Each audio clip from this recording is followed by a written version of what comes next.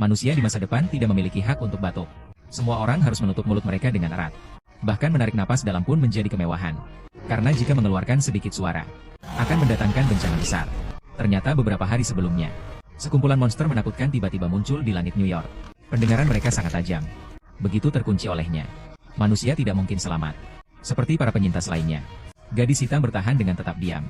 Namun sayangnya ia menderita penyakit mematikan. Sangat membutuhkan obat untuk meredakan rasa sakit. Dalam keadaan terdesak, Brock yang terpaksa membawanya keluar mencari obat.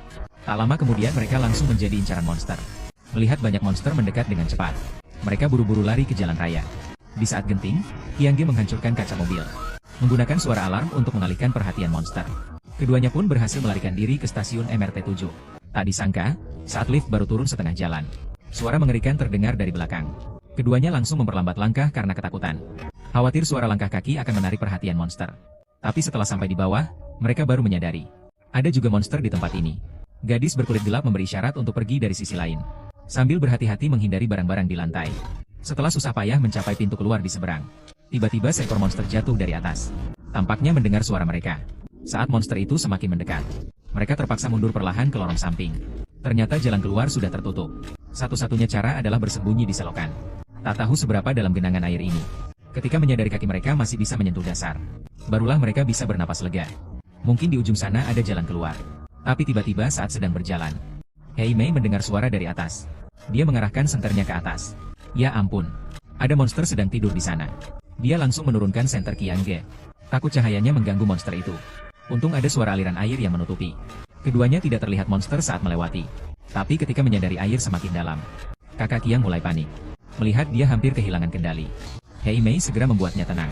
Tapi suara napasnya malah membangunkan monster di atas. Ia langsung mengeluarkan kepalanya, mencari sumber suara di mana-mana. Tidak apa-apa. Dengan terus-menerus dihibur oleh Hei Mei, Hyangge akhirnya tenang. Tapi hanya untuk menarik napas sejenak. Langsung ditemukan oleh monster. Melihat musuh datang dengan cepat, mereka berdua tidak bisa memikirkan yang lain. Cepat berenang sekuat tenaga. Untungnya jalan di depan penuh air. Monster yang mengejar tak sempat mengerem. Langsung tercebur ke dalam air. Hanya beberapa kali cebur-cebur langsung mati. Baru kemudian mereka berhasil selamat. Saat mereka keluar dari lubang, ternyata di atas adalah sebuah gereja besar. Setelah sementara aman, kondisi Hei Mei semakin memburuk. Bahkan sampai muntah karena kesakitan. Melihat hal itu, kakak Hyang tidak tega. Lalu pergi sendirian mencari obat pereda sakit untuk Hei Mei. Beruntung dengan berhati-hati, dia tidak ditemukan monster di sepanjang jalan. Tidak hanya berhasil menemukan obat, juga menemukan kucing hitam yang hilang. Hyangge segera membawanya kembali. Tapi tiba-tiba kucing itu lari ke lokasi konstruksi. Dengan terpaksa,